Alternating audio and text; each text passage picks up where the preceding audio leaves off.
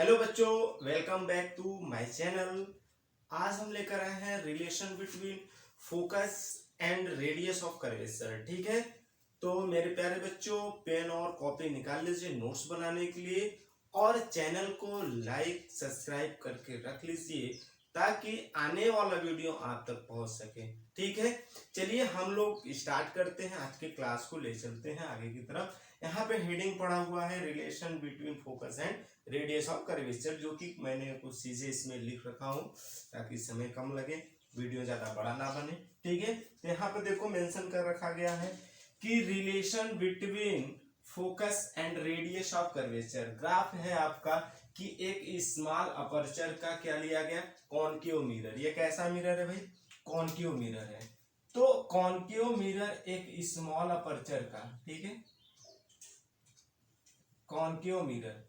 तो concave mirror एक small aperture का रखा गया है और स्मॉल अपर्चर में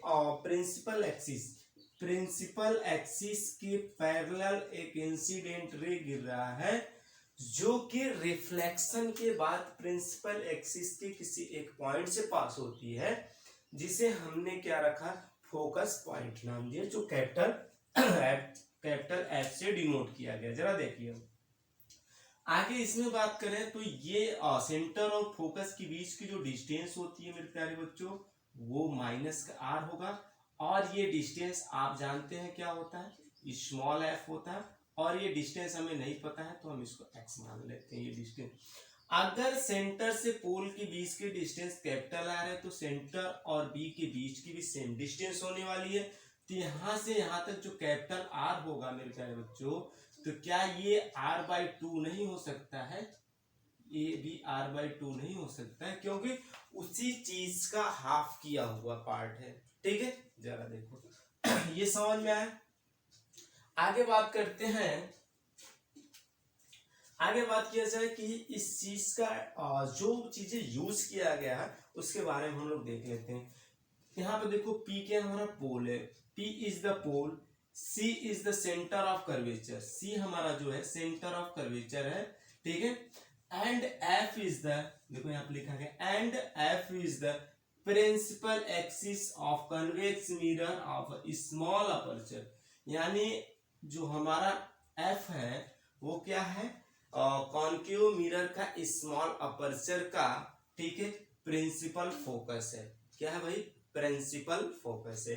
आगे इसी चीज को लिखा गया है, लाइट ए बी, देखो A B, light A B incident on the mirror, light A B incident on the mirror, यानी मिरर पे जब गिरता है in the direction parallel to the principal axis, principal axis के पैरेलल। देखो ये principal axis है, उसके पैरेलल, प्रिंसिपल एक्सिस के parallel axis, principal axis of the mirror get reflected along BF, get reflected BF। उसके बाद जैसे मिरर पे गिरेगा रिफ्लेक्शन के बाद वो क्या मिल रहा है हमें, BF, एक रिफ्लेक्शन मिल रहा है joint CB to the normal. हमने एक इमेजिनरी लाइन ज्वाइन किया जो C से B तक, यहाँ पे दिख रहा होगा, B से C तक एक डॉट डॉट लाइन हमने इमेजिनरी ड्रा किया, जो कि नॉर्मल का भी बिहेव कर रहा है। और इसे हमने क्या कर दिया कि एक नॉर्मल ऑफ द मिरर का नॉर्मल भी है, और उसे हम रेडियस के एज्यूम में भी ले चलते हैं ताकि r/2 हो सके, सॉल्यूशन हमें मिल सके। ठीक है, आगे हम बात करें प्रूफ की। तो प्रूफ में आप जरा देखना मेरे प्यारे बच्चों, प्रूफ में अगर बात किया जाए तो प्रूफ के लिए आपको एक चीज दिख रहा होगा कुछ इस तरीके से, A से B, B से C, C से P।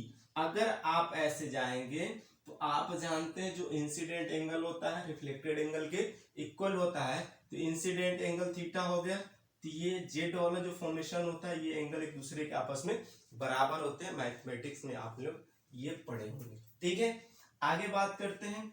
आगे हम एक बात कर लें कि जो भी चीजें होती हैं लगभग, जरा देखो इसको मैं अगर ओपन कर दूं तो कुछ इस तरीके का निकल के आएगा, कुछ इस तरीके का निकल के आएगा मेरे प्यारे बच्चों, कुछ इस तरीके का।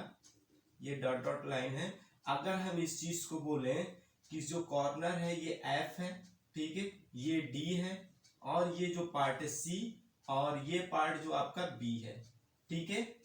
तो अब जरा देखना, देखो बी सी, बी सी या सी बी, ठीक है, बीच पॉइंट से कट किया गया डी है। और बाकी जरा देखिए C F, C F, B F, B F, ये क्लियर हो रहे हैं। तो सी डी देखो उसमें सी डी क्या है, आर बाई टू है। और जरा देखिए सी एफ क्या है, सी एफ एक्स है, ओके। और ये एंगल वहां पे देखेंगे तो थीटा होगा, देखो ये एंगल, अगर ये एंगल थीटा, क्योंकि इस वाले फॉर्मेशन से देखेंगे तो ये एंगल भी हमारा क्या हो जाएगा, थीटा हो जाएगा। क्लियर हुआ, आगे चलें। इस पार्ट को बाहर निकाल लो, डॉट डॉट लाइन निकला, ये थीटा हो गया, ये सी हो गया, ये डी हो गया, ये एफ हो गया, ठीक है। अब ये हो जाएगा आर बाई टू, ठीक है, ये हो जाएगा आपका एक्स, ठीक है। इसको मैं थोड़ा और ट्विस्ट करता हूं, ठीक है, और ट्विस्ट करने का मतलब होता है सी डी। तो और ट्विस्ट कर दूं तो इसको थोड़ा सा और दूसरे तरीके से, इसी को एक्सपेंसिव फॉर्म बना दे, तो आप कुछ इस तरीके से बनाओ, ठीक है। अब इसका जो हो जाएगा, ये सी हो जाएगा और ये एफ हो जाएगा और ये आपका हो जाएगा डी, ठीक है, सी डी। ये थोड़ा सा अगर आप देखेंगे यहाँ बड़ा दिख रहा होगा, लेकिन जब एक पार्ट कट करेंगे तो ये वाला जो पार्ट होगा आपका थोड़ा बड़ा दिखेगा, ठीक है। बड़ा दिखने का मतलब होता है आर बाई टू थोड़ा बड़ा दिखेगा। तो ये सी एफ वाला पार्ट जो होगा आपका एक्स हो जाएगा, ये आर बाई टू हो जाएगा, ठीक है ना, ये आर बाई टू हो जाएगा, ये क्या हो जाएगा, एक्स हो जाएगा, जो कि आप इस फॉर्मेशन में देखने के लिए मिल सकता है, ठीक है। ये क्लियर हुआ, आगे चलें। समझ में आया चीजें ना, बहुत अच्छा, समझ में आनी चाहिए। आगे देखो, अगर मैं बात करूं कि जो है कि इसमें कॉस थीटा कैसे निकाला जाए, तो कॉस थीटा इक्वल टू, आप लोगों ने जानते होंगे कि आधार बटे क्या होता है, कर्ण होता है। तो आधार बटे कर्ण में देखिएगा कि आधार यहाँ पे क्या है, अगर ये थीटा हो जाए तो ये एल हो जाएगा, ये कर्ण हो जाएगा, ये बेस मतलब आधार हो जाएगा। क्लियर हो रहा है। तो आधार आपका जो निकल के आ रहा है वो कुछ इस तरीके से निकल के आ रहा है, cos थीटा इक्वल टू आधार बाई कर्ण। तो cos थीटा इक्वल टू आपका निकल के आ जाएगा x by r by two. देखो भाई x, a का वैल्यू x है और k का वैल्यू r बाई टू, तो हमने वैल्यू रख दिया, ये ऊपर चला जाएगा, cos थीटा इक्वल टू हो जाएगा 2x बाई r। अब इधर अगर हम मल्टीप्लाई कर दें तो r cos theta equal to 2x हो जाएगा।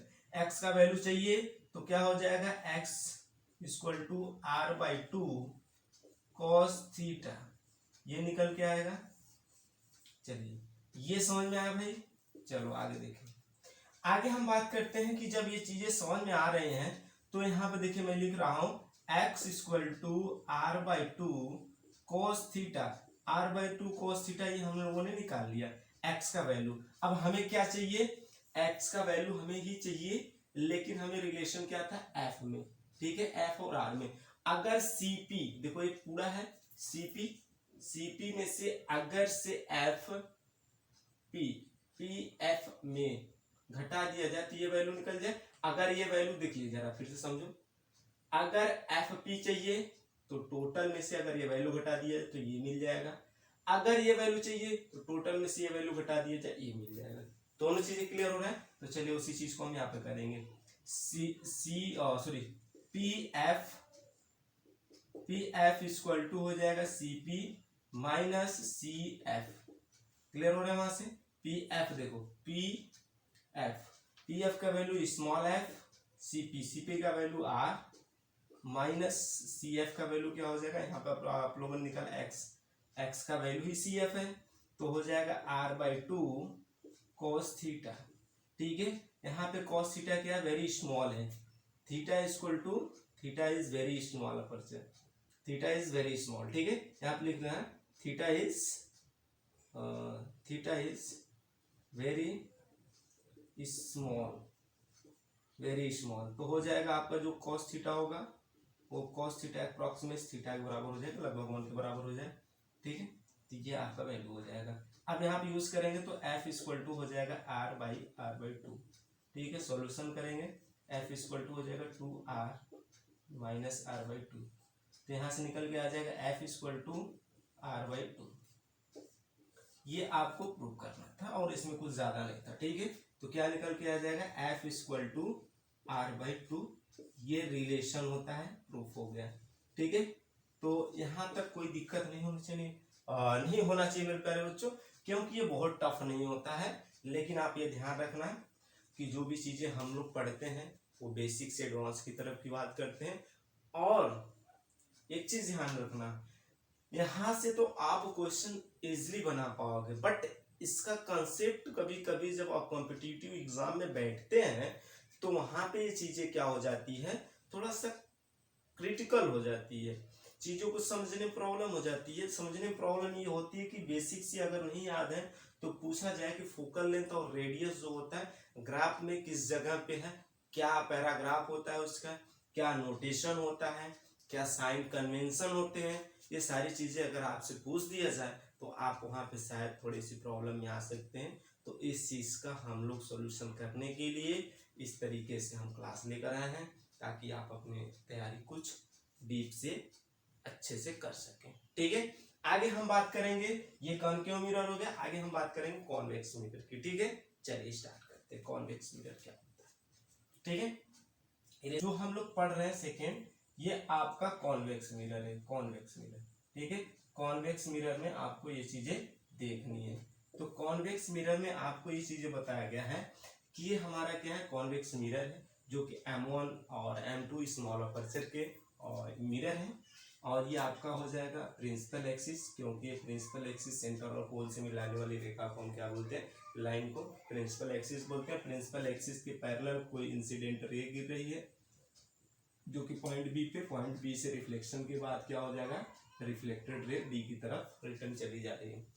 और एक नॉर्मल हमने ड्रा किया, जो कि नॉर्मल जो होता है सेंटर से पास करते हुए इमेजिनरी लाइन होती है, जो कि इंसिडेंट रे और रिफ्लेक्टेड रे के मिड पॉइंट से पास होती है। ठीक है, और इनके बीच जो एंगल क्रिएट होता है वो एंगल एक दूसरे के इक्वल होते हैं, इसलिए हमने थीटा जूम करके रखा है। और यहाँ पे कंडीशन होती है कि जो पोल और सेंटर के बीच की जो डिस्टेंस होती है वो r होती है। अगर ये r हो गया तो ये r/2 हो जाएगा, और ये भी r/2 हो जाएगा, क्योंकि c और b as like a radius, और रेडियस का जब हाफ करेंगे तो r/2 रेस्पेक्ट में निकल के आ जाए। अब हम इसका प्रूफ करेंगे। प्रूफ में थोड़ा सा पहले हम इसका देख लेते हैं थ्योरेटिकल में लिखा गया है P is the pole, pole यहाँ पे दिखाया गया है, C is the centre of curvature and F is the principal focus of the convex mirror of small aperture. ठीक है, जरा देखना, यहाँ पे बोला गया P हमारा क्या है, पोल है, C is the centre of curvature, यहाँ पे C हमारा centre of curvature, and focus, ये फोकस है, focus is the principal focus of convex mirror of small aperture, यानी स्मॉल अपर्चर के प्रिंसिपल एक्सिस के किसी एक पॉइंट पे क्या हमारा फोकस है, उसी की जिक्र किया गया है। ठीक है, आगे बात करता है light A B incident on the mirror in a direction, light A B, देखो light A B incident of direction in principal axis parallel to the principal axis of the mirror get reflection, यहां से जब reflection मिलता है तो reflection along B F के along क्या हो जा रहा है, रिफ्लेक्शन हो जा रहा है joint C B to the normal, C ये है बी और सी बी हमने ज्वाइन किया, जो कि नॉर्मल दिखाने का काम करता है। ठीक है, अब जरा देखना, अगर इस तरीके का फॉर्मेशन आता है तो ये थीटा एक दूसरे के बराबर हो जाते हैं, जो कि यहाँ पे आपको देखने के लिए मिल भी रहा होगा। देखो नॉर्मल डी से नॉर्मल बी डी, देखो एन बी डी, और यहाँ से देखेंगे तो एफ बी सी दोनों एक दूसरे के बराबर हैं, तो ये एंगल भी आपस में बराबर हो जाएंगे। और आप एक चीज भी जानते हैं, जब दो लाइनें आपस में पैरेलल होती हैं तो ये थीटा और ये थीटा आपस में दोनों एंगल आपस में बराबर हो जाते हैं। तो यहाँ पर देख रहे होंगे नॉर्मल और सेंटर के बीच में एक थीटा ये बन रहा है और एक थीटा ये बन रहा है, जो दोनों के लिए एक सेम लाइन है, इसलिए एंगल दोनों में आपस में बराबर हो जाएंगे। अब यहाँ से हम एक त्रिभुज निकाल लेंगे, यानी एक ट्रायंगल निकालेंगे। ट्रायंगल किस तरीके का निकालेंगे, जरा देखिए, ये निकालेंगे त्रिभुज यानी ट्रायंगल, त्रिभुज, और जो है कि एफ FCE, ठीक है। तो यहाँ से हमारा क्या निकल के आएगा जरा देखना, FCE में कुछ इस तरीके का निकलेगा, FCE,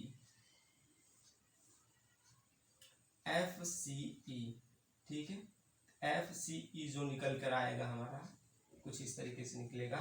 तो ये हमारा थीटा हो जाएगा, ये r/2 हो जाएगा, और ये हमारा जो हो जाएगा x हो जाएगा, FC, और ये E हो जाएगा।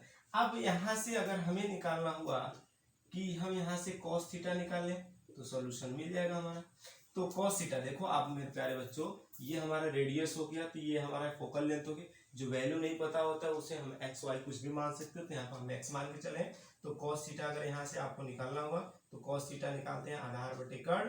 तो यहाँ से cos थीटा इक्वल टू हो जाएगा, आधार क्या दिया है एल, देखो अगर आप उसको मानेंगे तो एल हो जाएगा, ये आधार हो जाएगा, ये कर्ण हो जाएगा। तो आधार हो गया x, कर्ण हो गया r/2, तो ये ऊपर चला जाएगा 2, तो हो जाएगा cos थीटा 2x/r, ठीक है। r को अगर इधर करेंगे तो r cos theta equal to हो जाएगा 2x। अगर यहाँ से 2x अगर x निकालना है तो x इक्वल टू हो जाएगा r/2 cos थीटा, ये निकल के आपका आ जाएगा। अगर आप जरा सोचिएगा थोड़ा सा, अगर आप यहाँ पे सोचेंगे, अगर से PF टोटल है, अगर ये वैल्यू नहीं पता है PF, तो हम क्या करेंगे, PC में से PF घटा देंगे तो ये वैल्यू निकल जाएगा। अगर ये वैल्यू पता है, ये नहीं पता है, तो यहाँ से ये PC में से PF घटा देंगे तो FC का वैल्यू निकल जाएगा। तो उसी चीज को हम यहाँ पे मेंशन करने जा रहे हैं। P देखो हमें क्या वैल्यू नहीं पता है, जो है कि ये वैल्यू पता है, PF का वैल्यू पता है और PC का वैल्यू नहीं पता, तो हम इसी को निकालेंगे। तो निकालना कैसे है, देखो पहले हम PF लेंगे, PF हमें पता है इक्वल टू PC टोटल में से PC माइनस FC माइनस, तो यहाँ से PF का वैल्यू स्मॉल है, PC का वैल्यू क्या है R है, और ये FC का वैल्यू या CF का वैल्यू x का वैल्यू आपने यहाँ निकाला r/2, r/2 cos थीटा। तो cos थीटा आपका क्या है, वेरी स्मॉल है, ठीक है। थीटा इज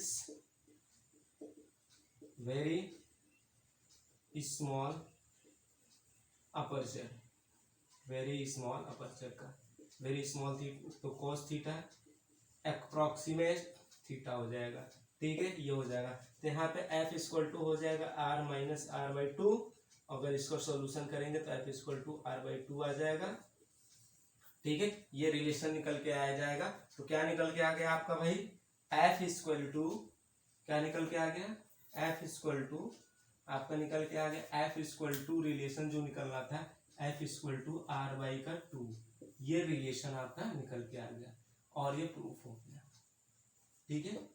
तो ध्यान रखना, ये जो भी चीजें इसमें पढ़ाया जा रहा है या बताया जा रहा है, ये नोट्स आप बना कर रख लो ताकि न्यूमेरिकल में काम आएगा। अभी ये तो छोटा सा डेरिवेशन था, अभी आगे हम लोग देखेंगे relation between object distance, image distance and focal length में रिलेशन देखेंगे।